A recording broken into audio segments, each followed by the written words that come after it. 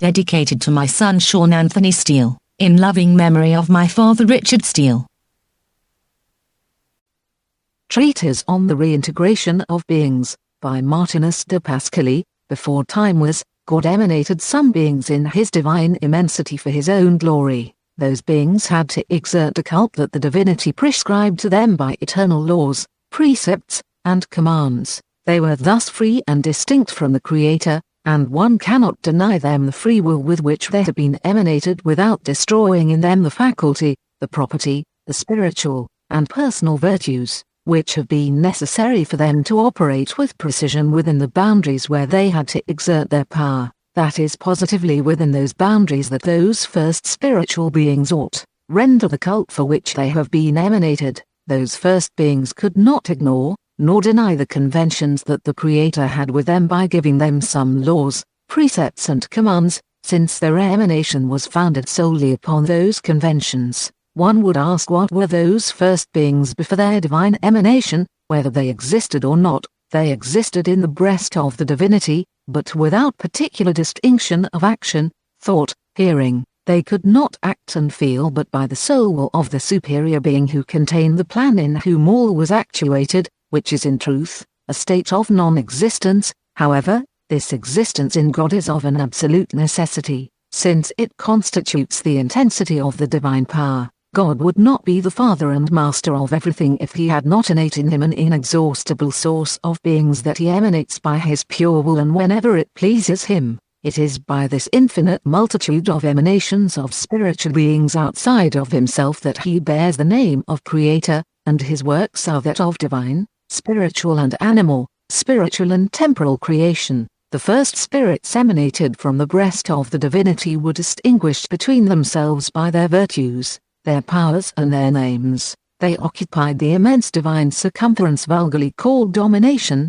and which bears its denary number according to the following figure 1, and that is where every spirit, superior 10, major 8, inferior and minor 4, ought to act and operate for all the glory of the Creator. Their demonstration or their number prove that their emanation comes really from the quadruple divine essence. The names of these 4 classes of spirits were much stronger than that which we give vulgarly to the cherubims, seraphims, archangels and angels, which have been emancipated since then. Furthermore, these 4 first principles of spiritual beings had in them, as we have said, a part of the divine domination, a superior, major, inferior and minor power by which they knew all that can exist or hidden within the spiritual beings which had not yet come out from the breast of the divinity. How, one would say, could they have knowledge of things which were not yet existed distinctly outside of the breast of the Creator? Because these first chiefs emanated from the first circle,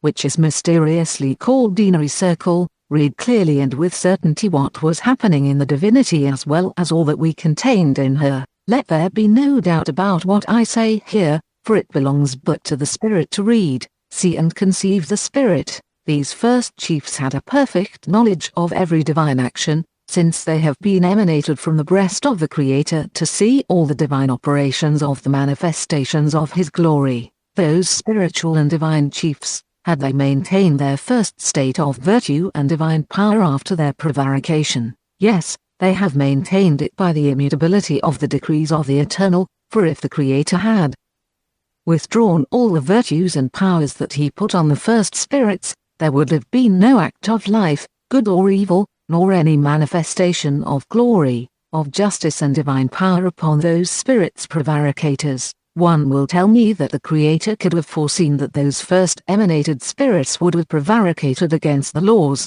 precepts and commands that he gave them, and then it became incumbent upon him to contain them in the realm of justice. To this I will answer that, even if the Creator would have foreseen the conceited ambition of those spirits, he could not, in no way, contain and stop their criminal thoughts without depriving them of their particular action which is innate in them, since they have been emanated to act according to their will and as a spiritual secondary cause, as per the framework that the Creator had drawn to them. The Creator does not partake in spiritual secondary causes, good or evil, having himself founded every spiritual being upon immutable laws, and by that means every spiritual being is free to act according to his will and his particular determination, as the Creator has said it himself to his creature, and we see the confirmation of this every day. If one would ask me what kind of prevarication those spirits had perpetrated so that the Creator had to use the force of divine law against them,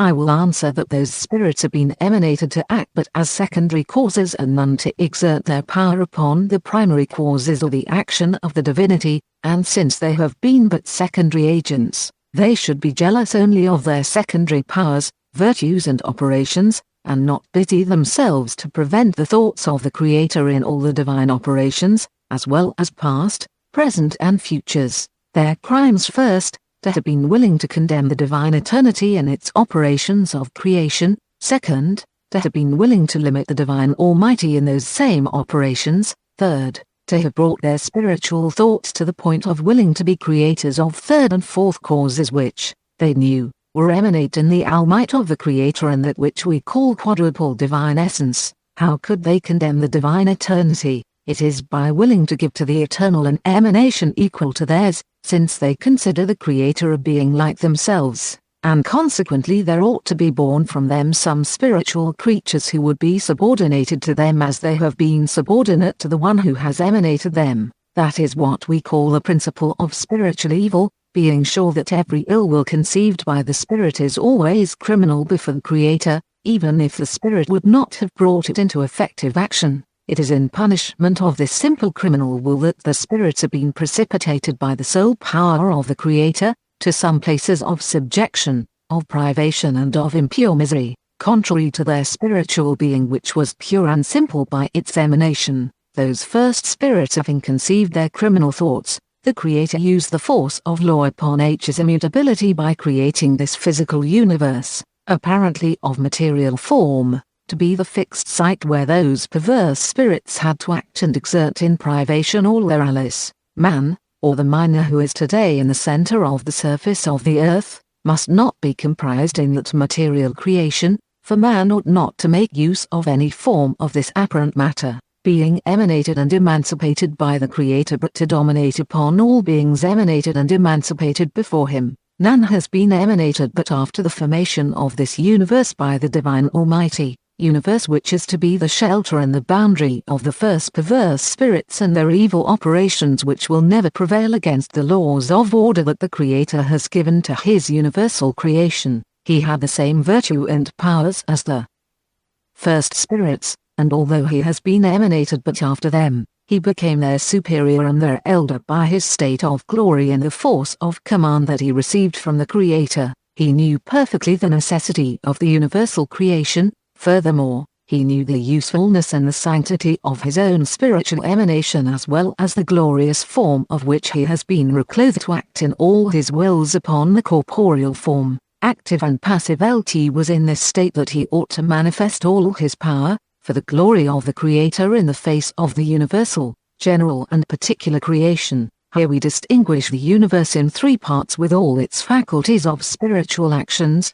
1. The universe which is a circumference in which are contained the general and the particular. 2. The earth or the general part from which emanate all the necessary elements to nourish FHE particular. 3. The particular which is composed of all the 11 inhabitants of the celestial and terrestrial bodies. That is the division that we will make of the universal creation, so that our emulator may know and operate with distinction and knowledge of cause in each of those three parts. Adam, in his first state of glory, was the true emulator of the Creator. As pure spirit, he could read easily the divine thoughts and operations. The Creator made him conceive the three principles which compose the universe, and for that matter told him, "Command to all passive and active animals and they will obey you." Adam did what he was told to do by the Creator, and saw by that his power were great, for he learned with certainty to know a part of the whole which composed the universe. That part is what we call the particular, which is composed of every active and passive being dwelling from the terrestrial surface and its center to the celestial center mysteriously called Saturnian heaven. After that operation, the Creator said to his creature, "Command the general of the earth and it will obey you." Adam did as told and saw that his power was growing by the knowledge of the second part of the whole which composed the universe. After those two operations, the Creator told his creature, Command the whole created universe, and all its inhabitants will obey you. Adam complied with the words of the Eternal, and it was by that third operation that he learned to know the universal creation. Adam, having thus operated and manifested his will according to the will of the Creator, received from him the august name of man, God of the universal earth, because there ought to come from him a divine, and not a carnal posterity. It must be noticed here that at the first operation, Adam received the law, at the second, he received the precept, and at the third, the command. By these three kind of operations, we should clearly see, not only what were the boundaries of the power, virtue and force, strength, that the Creator gave to his creature, but also that which he had prescribed to the first perverse spirits. The Creator, having seen that this creature was pleased by the virtue, power and force innate in him, and by which he could act at will, left him to his free will, having emancipated him in a way distinct from his divine immensity with this freedom, so that this creature may have the personal and particular enjoyment, present and future, for eternity, provided that he conduct himself according to the will of the Creator. Adam, being left to his free will, reflected, pondered, on the great power manifested by his first three operations. He saw his works as being almost as great as that of the Creator, not being able on his own to perfectly fathom those first three operations,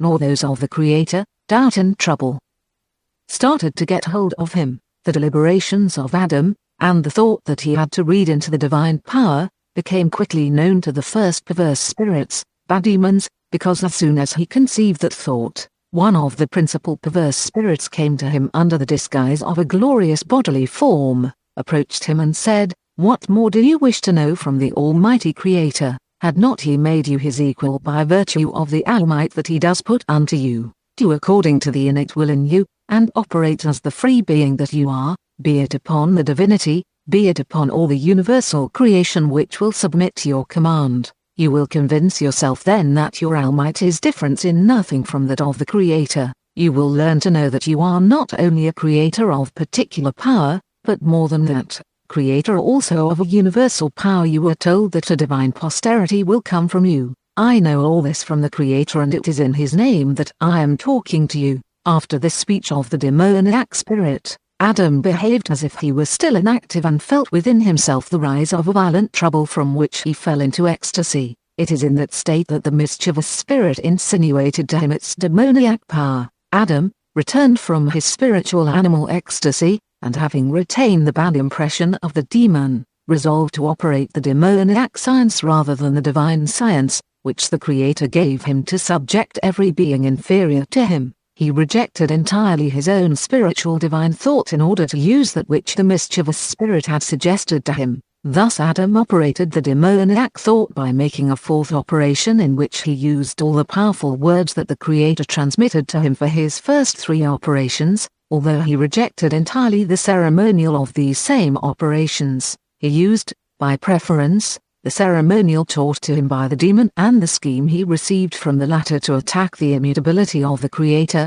Adam repeated what the first perverse spirits had conceived, namely, to become creators at the expense of the laws that the Eternal had prescribed, which was to serve them as boundaries in their spiritual divine operations. Those first spirits ought to conceive nothing in regards to creation. Adam, no more than them, ought not to aspire to that ambition of creation of spiritual beings suggested to him by the demon. We have seen that as soon as those demons or perverse spirits had conceived their will of emanation similar to that of the Creator, they have been precipitated by the will of the Creator in places of darkness for a length time. That fall and the punishment prove us that the Creator would not ignore the thought and the will of his creature, for that thought and that will, good or evil, will bounce up directly to him, and he would either accept or reject them. One would be thus guilty to say that evil comes from the Creator because everything has from him. From the Creator is issued every good, sin and perfect spiritual being. No evil has been or can be emanated from him. But, let one ask, from where has evil emanated? I will say that evil is nurtured by the Spirit but is not created, and that creating is the work of the Creator and not that of the creature. That ill thoughts are nurtured by the evil spirits as well as the good thoughts are nurtured by the good spirit. It belongs to man to accept the one and reject the other according to his free will. which give him the right to aspire to the rewards of his good deeds or keeps him in privation of his spiritual right for an unlimited time. I will talk somewhere else in further details of this divine mercifulness. I am back again to the nurturing of evil caused by the bad will of spirit, and I will say that the nurturing of bad spirit, being but bad thought, is spiritually called bad intellect. The nurturing of good thought is called good intellect. It is by these kinds of intellect that the good and the evil spirits communicate to and leave upon his consciousness all impressions whatsoever, and it belongs to man to use his free will to accept or reject it. We call intellect the insinuations good or evil of the spirits because they act upon spiritual beings. The perverse spirits are subjected to the minors who by their prevarication have degenerated from their superior power. The good spirits are equally subjected to man by the quaternary power that he received at the time of his emanation. That universal power of man is indicated, announced, by the word of the Creator who said to him, I have created all for you, you have but to command to be obeyed. There is thus no distinction to be made between the location where the minor keeps the good spirits and that where he keeps the bad spirits. If man had maintained himself in his state of glory, he would have used the good and true intellect on the demon, as they used and are still using their bad intellect on the minor. By the power of command, man could moreover confine them in privation by refusing them any communication, and this is shown to us by the inequality of the 5 fingers of the hand, of which the middle finger represents the soul, the thumb represents good spirit, the index represents good intellect, the other 2 fingers represent equally the demoniac spirit and intellect. By this figure, we will easily understand that man has been emanated but to be always in sight of the demon in order to combat and contain him. The power of man was by far superior to that of the demon because man joined to his science that of his companion and his intellect, and by that means he could oppose 3 spiritual powers to 2 weak demoniac powers, and this would totally subjugate the professors of evil and even destroy evil itself. One can see by all that I have said that the origin of evil is from no other cause than bad thought followed by bad will of spirit against the divine laws, and not that of the spirit emanated from the Creator, be directly evil, because the possibility of evil has never existed in the Creator. It is fathered only by the soul disposition and will of the creatures. Those who talk differently about this subject are not doing it with knowledge of course of things which are possible or impossible to the divinity. When the Creator chastises its creature, one calls him by the name just and not by that of author of the plague sent to protect its creature from infinite chastisement. I will enter now into the explanation of the prevarication of the first man. This prevarication is a repetition of that of the first emanated perverse spirits, although it is the work of Adam's will. It has not originated from his thought, for that thought was suggested to him by the spirits prevaricators. However, the prevarication of the first man is more considerable than that of the first spirits because, not only Adam retained the impression from the advice of the demons in whose favor he has contracted a bad will, more than that, he brought himself to use all his divine virtues and powers against the Creator by operating, at the will of the demons and his own will, an act of creation, that which the perverse spirits did not have the time to accomplish, their bad will and thoughts having been killed at the outset by the Creator. And by this the Creator prevented their operation from taking place. One would ask why the Creator did not act against the iniquitous act of the first man as he had done against that of the perverse spirits. I will answer that man, being the instrument appointed by the Creator to punish the first spirits, received some laws to that effect. The Creator left intact those laws that he gave to man as well as those which were innate in the evil spirit, so that these 2 beings operate according to their particular thought and will. The Creator, being an immutable being in his decrees and his spiritual gifts, as well as in what he promises and what he refuses, also in the punishment and rewards that he sends to his creature according to its merits, could not, without diminishing his immutability, stop the force and the action of the laws that the perverse spirit and man had. He left the 2 emanated beings to act freely because it does not belong to him to read into the temporal secondary causes, not to prevent their happening without derogation from his own existence of necessary being to his own divine power. If the Creator had to partake in secondary causes, it would be necessary that he communicate to his creature not only the thought but also the will, good or bad, through his spiritual agents. Therefore, if the Creator could act that way, one would be right to say that good and evil come from God. We would not be able then to consider ourselves as free beings, subject to a divine cult of our own will. Let us render justice to the Creator by convincing ourselves of this truth, that evil has never existed, and cannot exist in him, and it is rather from the sole will of the Spirit that evil comes out, and this because the Spirit is clothed with freedom. What proves demonstratively the truth of what I say is this: if it were possible for the Creator to stop the action of the spiritual, temporal secondary causes, he would not permit his minor to succumb to the insinuations of the demons, having emanated the minor expressly to be the particular instrument of the manifestation of his glory against those same demons.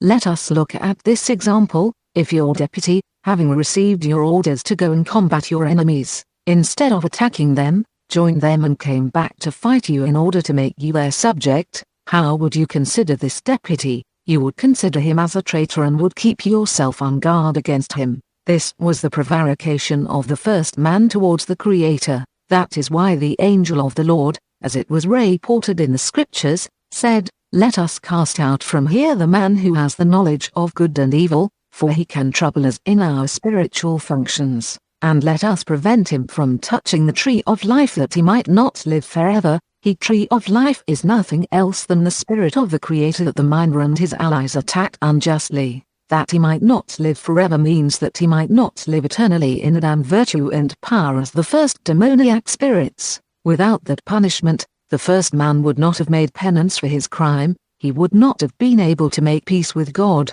he would not have had his posterity and would have remained the minor of the demoniacs minors of whom he became the subject, whereas by his spiritual reconciliation, he was given back the same virtues and powers that he had before against the unfaithful of the divine law. It is by that reconciliation that he has obtained a second time the powers pro and con over every created being. Therefore, it is incumbent upon him to use this power with wisdom and moderation, and never put his free will to the service of the enemies of the Creator again, lest he might become forever the tree of life for evil.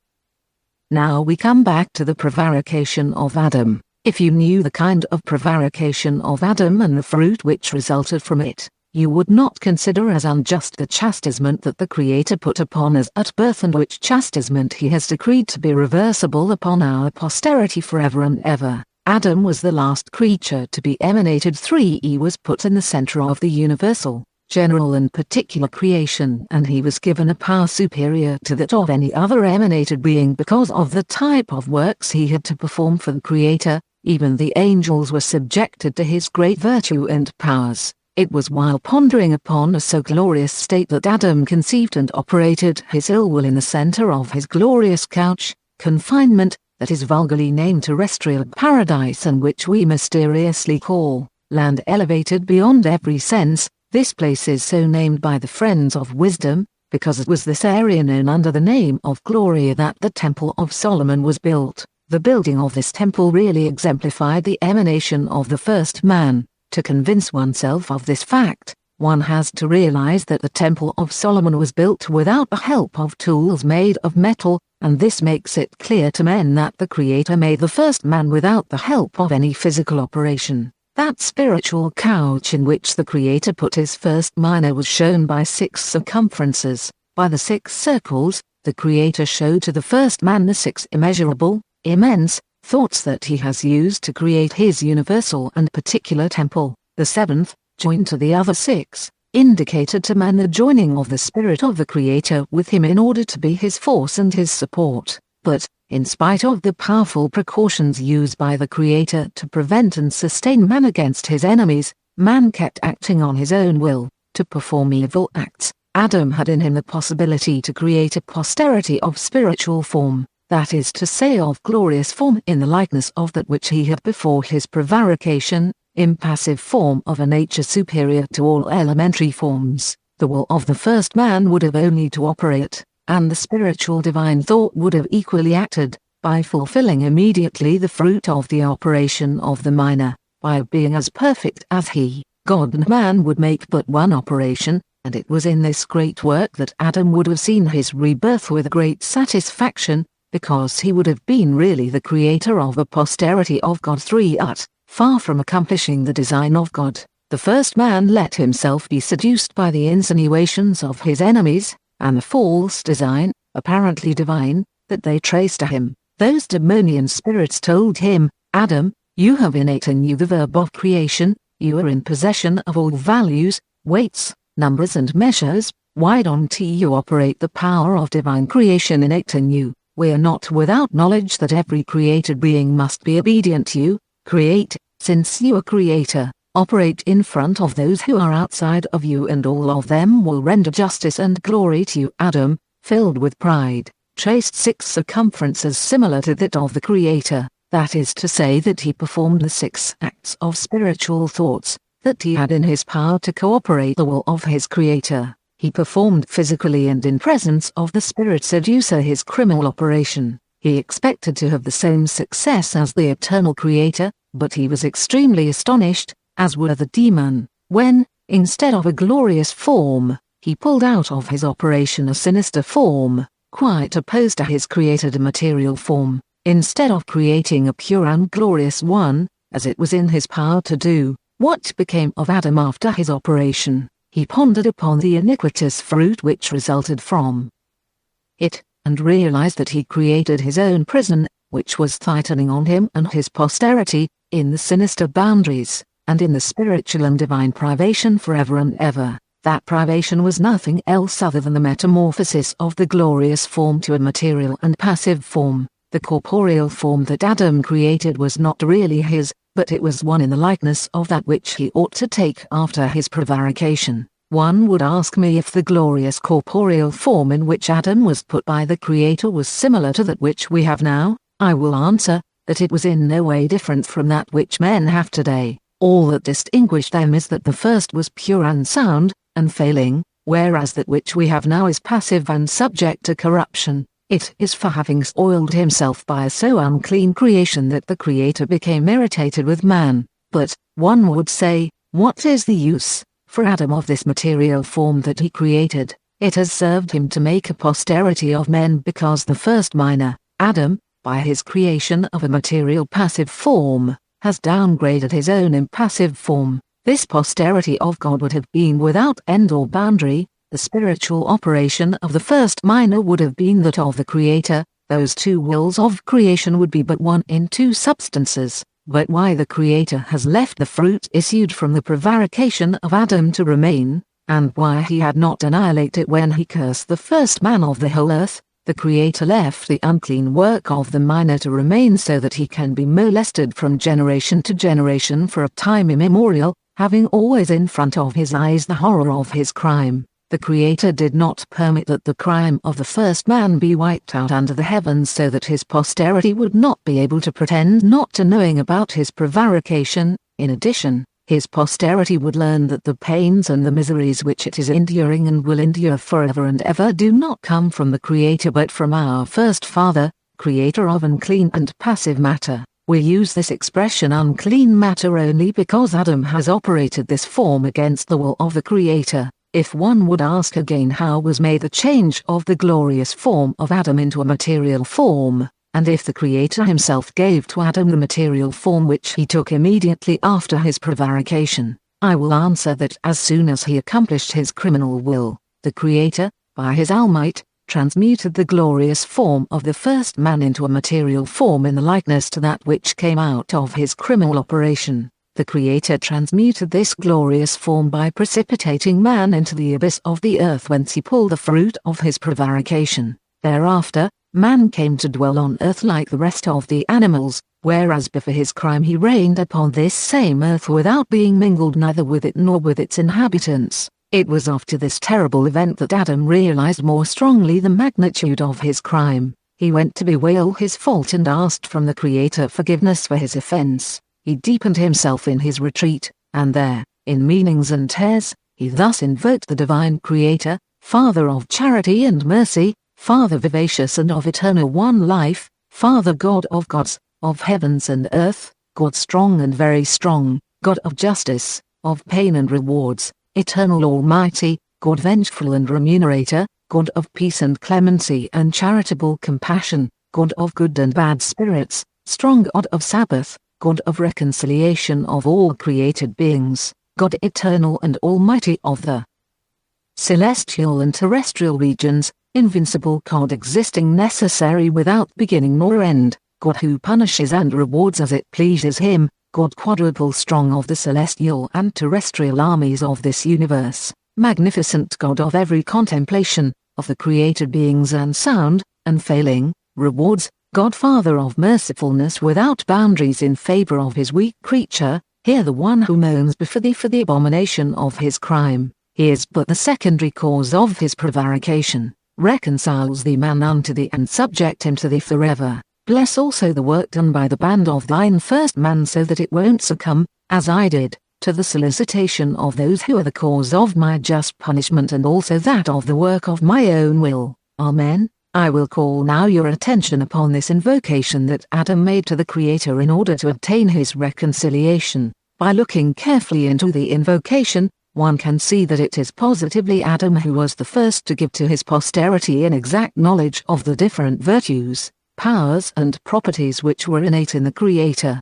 so that this same posterity could learn that it was created but to combat for the most glory of God and that it should render him the cult for which it was perpetuated in its creation. That cult, which the Creator demands today from his temporal creature, is not the same as that which he would have demanded from his first minor if the latter has remained in his state of glory. The cult that man would have had to perform in his state of glory, having been established but for one purpose, would have been quite spiritual, whereas that which the Creator demands today from his temporal creature has a double purposes, namely, one temporal, and one spiritual. That is what the prevarication of our first father has produced. After all that was said about the prevarication of Adam, this truth cannot be overlooked by the physical, animal, spiritual, and passive sight of man without striking head-on to the powerful feelings, and immense and infinite virtues, which are innate in him. One has seen that his crime was born in the solicitations that the perverse spirits made to the first man,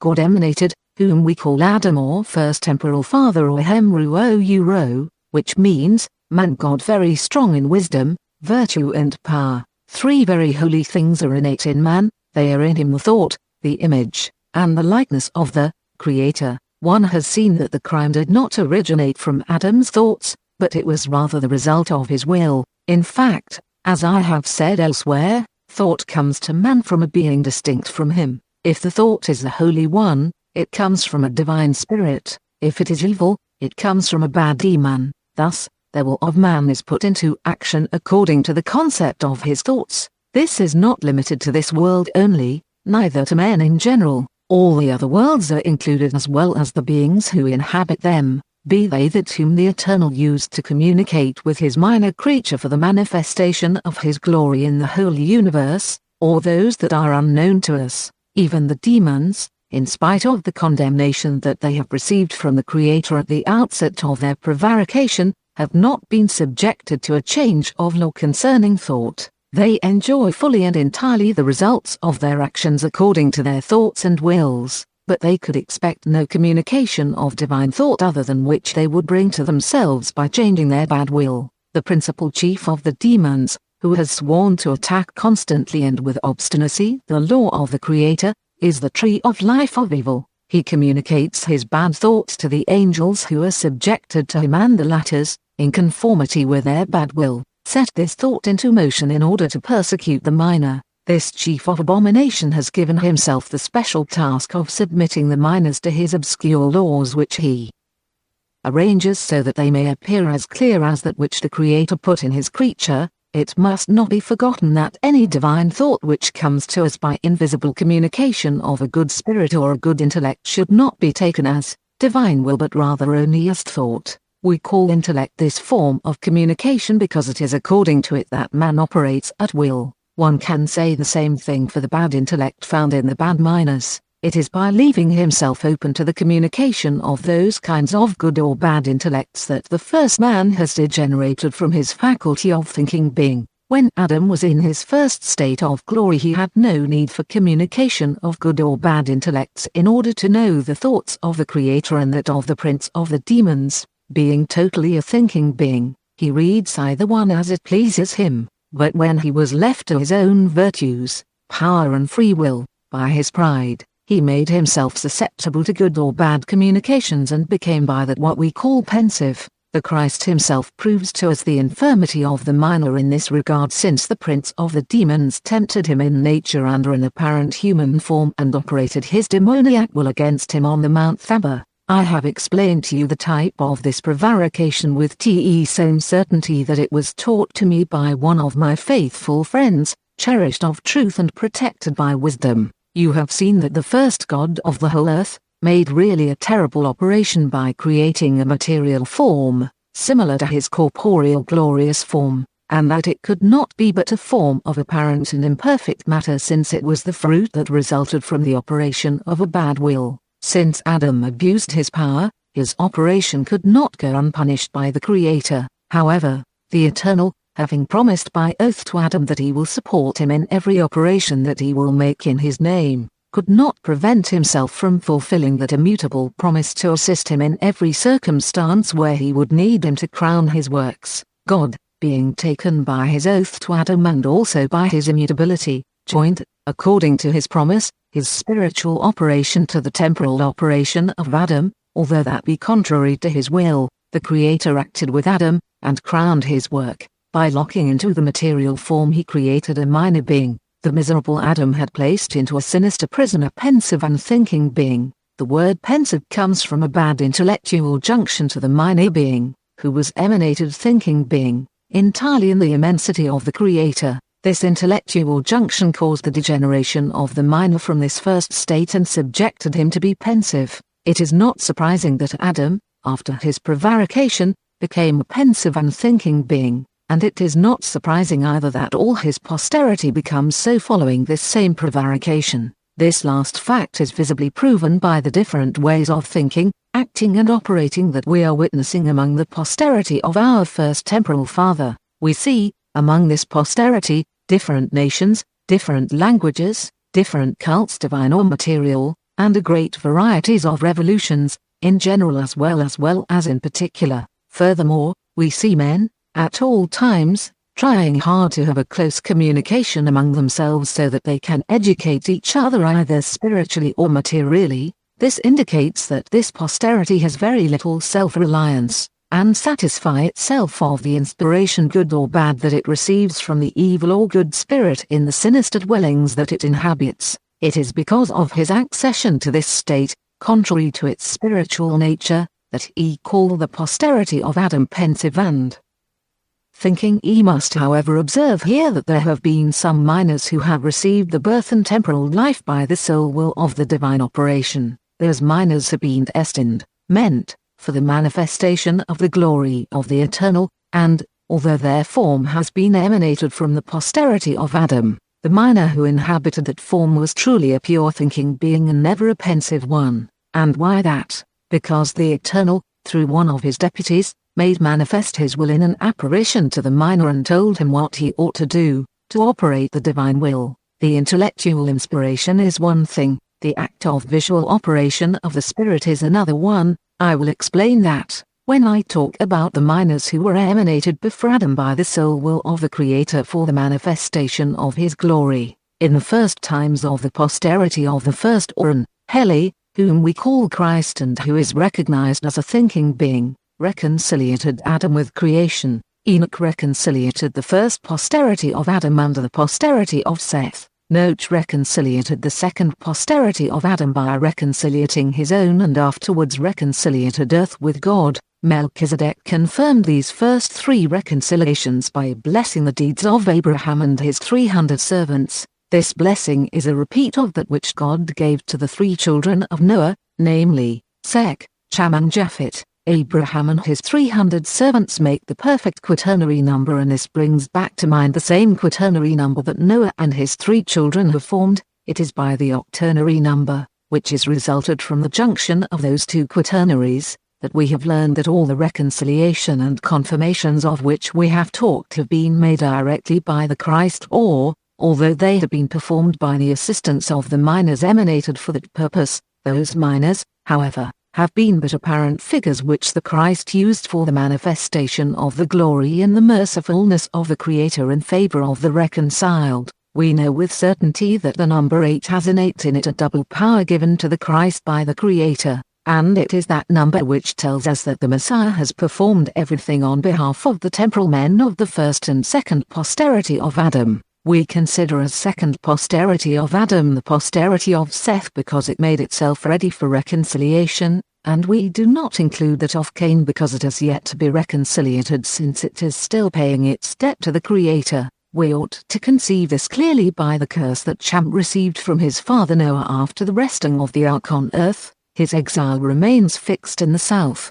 This is the immemorial sign to men, from generation to generation, that the posterity of Cain has not yet spiritually reintegrated in all its personal powers and virtues, although it is not permanent on the surface of the earth. I will not let you unaware of the fact that what happened to Cain has been prophesied by a sensitive sign to the children of Noah who did not understand it. That sign was the escape of the raven, crow, which flew from the ark before the earth was in sight, discovered. It directed its flight towards the south and did not come back to the ark. Those which stayed in the ark did not see it again even after they came out.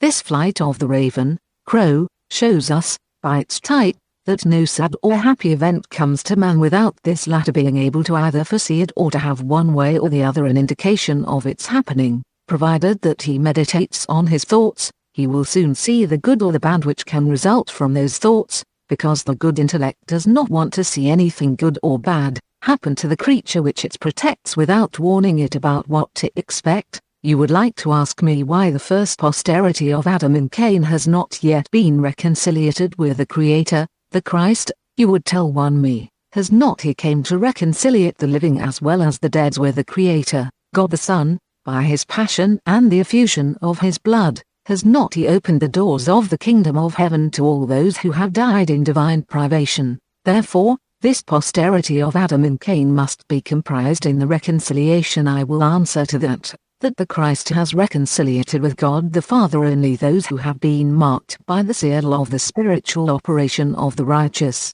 justs. This seal was visibly sent to them without mystery about the way they would have to use it on behalf of those who ought to receive it so that they can be more and more fortified in the faith and the mercifulness of the Creator, and also to be able to sustain with invincible strength the powerful manifestation of the divine justice which ought to be operated in front of them by the Christ among all the inhabitants of the earth living in divine privation. What I have just said was really done by the Christ, and I am going to explain it more clearly. We cannot have any doubt about the virtue of the Almighty God, the Son, who is truly the direct action of the will of the Creator, Father of everything. We can doubt much less that all creation has been operated by the Creator, in the presence of the Divine Son, who said after each operation of divine thought, "Everything is good." If he could say something like that, he must have known in depth the principle of the operating thought of the Creator. In fact, he knew all the goodness and the validity of the holy thought that the Creator operated in his presence,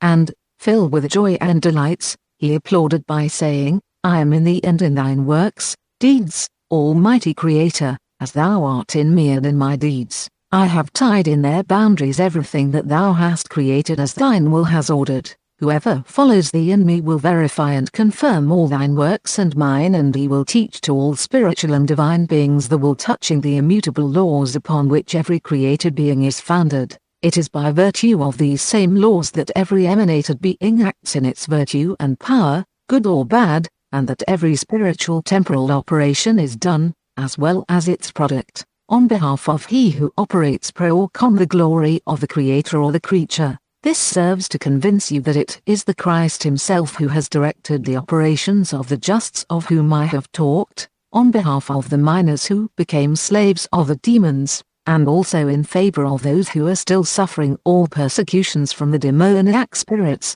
We will learn it most particularly by the 3 days that the Christ stayed unknown to the earth and its inhabitants. The first day, he went down to the places of the greatest divine privation called vulgarly the hells, to deliver from the horrible bondage the miners marked by the seal of reconciliation, that is really the first operation, since he did not come among men but to operate in nature the divine justice directly against the enemies of the Creator. The second operation of Christ was done on behalf of the justs whom are called patriarchs, who are still paying tribute to the justice of the Creator, not because they had led a criminal life or spiritually misconducted themselves, but only to redeem the spoil they have acquired by their sojourn into a material form inherited from the prevarication of Adam, whereas they ought to inhabit a glorious and incorruptible body. The Messiah, which means spiritual divine regenerator, by his doubly powerful operation, has prepared those patriarch minors who ought to be,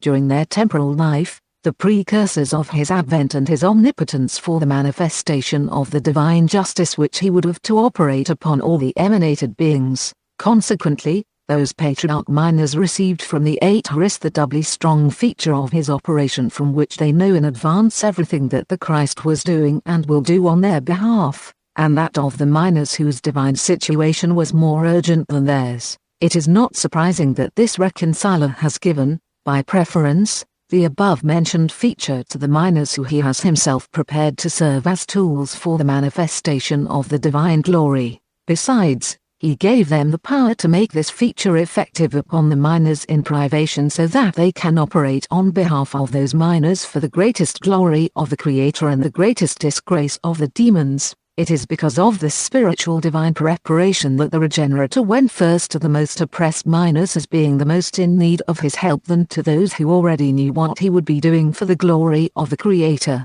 You would like to know what was this feature that the Regenerator put upon the saints patriarchs? It was a major spiritual being, more powerful than the glorious minors, who could only be distinguished by the different spiritual actions that he was operating among those reconciliated but not yet regenerated minors. The operation of the Christ upon those patriarch minors produced in them a change that they did not understand. They were by this means more strongly convinced than they have ever been during their temporal life of the inviolable tenderness that the Creator has and will eternally have for his creature, since he has not created it to lose it except if it chooses to lose itself. The Christ, this name means, receptacle of divine operation, made upon the minors an impression quite opposed to that which they had in the past, by tracing to the reconciliated minors some different works than that which they have been doing during their temporal course. It is by this means that the slaves of the demons received the seal o divine reconciliation,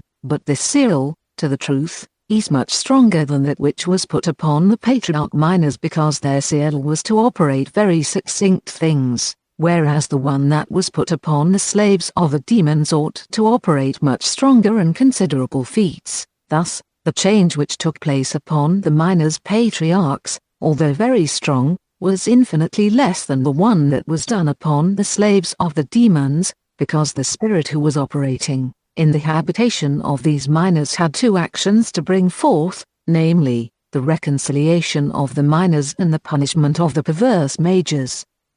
Those were the first and the second operation of the Christ. During the first 2 of the 3 days he remained unknown to men in order to give us an understanding of the sepulture, and afterwards that of the spiritual reconciliation and resurrection, before the eyes of the whole creation. The third operation of the Christ refers to the 3rd day of his sepulture, and it was done upon 2 kinds of minors who were more or less tightened in divine privation. Thus, this third operation was divided into 2 substances, of which one is visible to ordinary mortals, and the other invisible to the same mortals, and this because no matter can see the spirit without dying or without the spirit annihilating that matter. At the time of his invisible substance of the third operation of Christ had to abridge the works and toilsome operations that were done by the minors who were complying with the duration of time in their universal, general and particular course as it was prescribed by the Creator. This universal course, to which the minor is subjected, makes itself known by the meticulous study of the 3 spherical planes that men of all times have done, and those of this century are still doing, in order to give themselves, with more certainty, different means to run through all the surface of the earth. Some men do not consider these planes but as being proper to satisfy their greedy material passions, and this is due to the relatively little knowledge that they have about these planes, which are called sensitive, visual, and rational, and have in them the property to instruct man in the knowledge or space and the boundaries of the universal, general and particular creation. But men must be in very great darkness if they do not consider these three planes. But materially, we attach spiritually the minor name to the sensitive, the intellect plane to the visual, and the major plane to the rational, and these planes are nothing else than a distinct expanse in which the equitable minors will end the operation of their temporal action, invisible to the corporeal man. This operation starts in the sensitive plane. From there the minors go into the visual plane, where is accomplish of operation, since the expanse of this second plane is infinitely more considerable than that of the first one, into which the minors have finished the course of the operation that fits their being, and then go on to enjoy their deserved rest in the shadow of their reconciliation into the plane which we call the rational. All the different planetary and elementary bodies reside in the interval of these three principal planes, which we distinguish again by the three principal divine powers which certainly operate between them, as I am going to explain by the three following numbers. Number 4 is given to the minor, number 7 is given to the spirit, and number 8 to the double spirit or the Christ. The Christ presides over the spirit presides over the minor, and the minor presides over the terrestrial form. It is thus, as we have said, to abridge the course and the operations of the minors in these three planes, that the first substance of the third operation of the Christ manifested itself so that the minors can rest themselves. The second substance, visible to corporeal men, lies in the framework, scheme, that he traced to them, either by his resurrection, or by his own instruction left by his spiritual divine word to his elected faithful. This is, sincerely, what I was told about the reconciliation done by the Christ, reconciliation truly prepared by the elected justs of this same Christ, as I am going to explain it to you. He reconciliated the first man with the Creator by his Spirit, which joined the first emanated minor, Enoch, by his justice, operated on behalf of the posterity of the children of Seth, living as well as deceased, by setting upon them the feature or the authentic seal of his operation. It is with this seal that he marked those who were worthy to accompany the Christ when he went to report to his Father about the operations that he had won for his glory in the disgrace of his enemies. Noah repeated the same thing, as well as Melchizedek, Elijah, Zerubbabel and the Christ. Those are the ones who have been appointed by order of the Creator to mark the spiritual minors who ought to accompany the triumph of the manifestation of the divine justice operated by the might of the man God and divine, according to his immediate correspondence with the Creator. I will not enter into the details of the different operations that those justs have done to cooperate in the identification of the marked who ought definitely to form the court of Christ when he went to meet face to face with the Creator, Father of all authority and divine power. However, you would like to ask me, how can it be that what I said about the reconciliation of the minor has been done by the justs of whom I have talked? Any event, you would tell me, temporal or spiritual, was not it forewarned by the immutable laws that the Creator has given to the universal creation? I will answer to you that God could not forestall what he has not foreseen,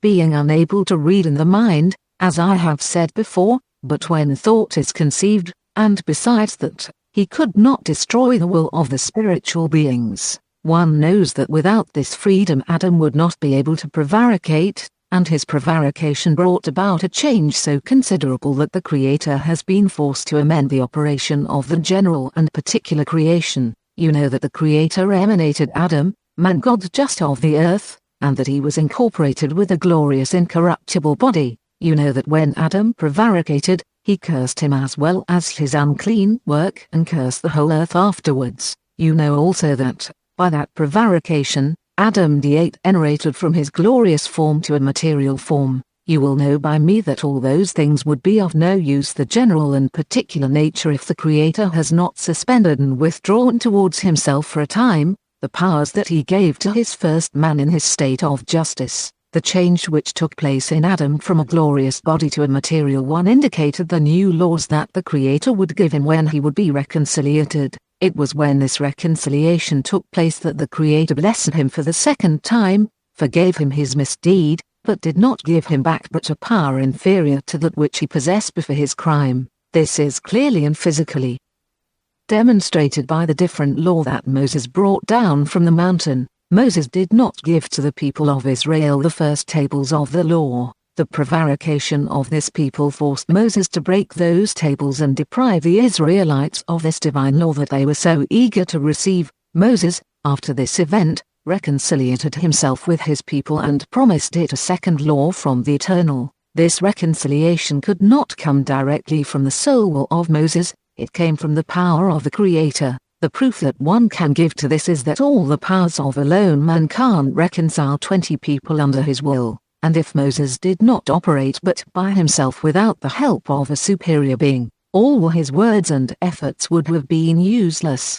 Let us judge by comparing the men of this century who think that those of the first centuries were rough. How can we reconcile the men of this century, who have never seen any physical, spiritual or divine manifestation if not by those manifestations are operated by the immutable laws, which must actuate and keep the universal creation for the duration that the Creator has prescribed for it? You may want to know how long is that duration, but it is not here that I will talk to you about it. I am going to pursue definitely the explanation of the prevarication of Adam, because it is from there that have come all the epochs, all the different events since the beginning of the world, and which will perpetuate until the different fights which were taking place in him when he was tightened into his material body. In this state, he made his lamentations wailings to the Creator, claimed the clemency of the living God who is the Christ. In his somnolence the Spirit presented to him the fruit of his prevarication, and this brought him the great it was considering his work.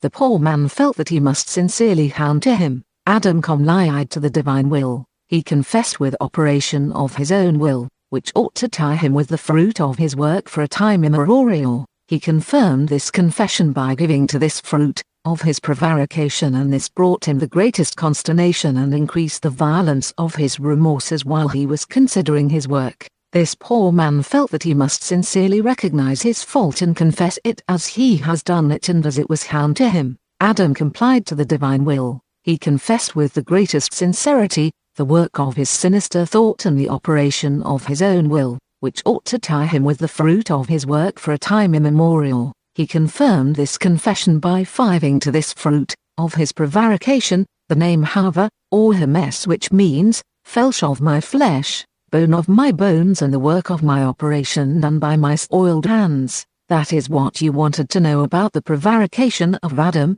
What I have told you about the prevarication of Adam and the fruit which resulted from it proves very clearly what is our corporeal and spiritual nature, and how much both have degenerated since the soul has become subject to suffering and privation and the form from impassive has become passive. This is where you can recognize sensitively what we call spiritually decree pronounced by the Eternal against the posterity of Adam until the end of the centuries, and which others call vulgarly original sin.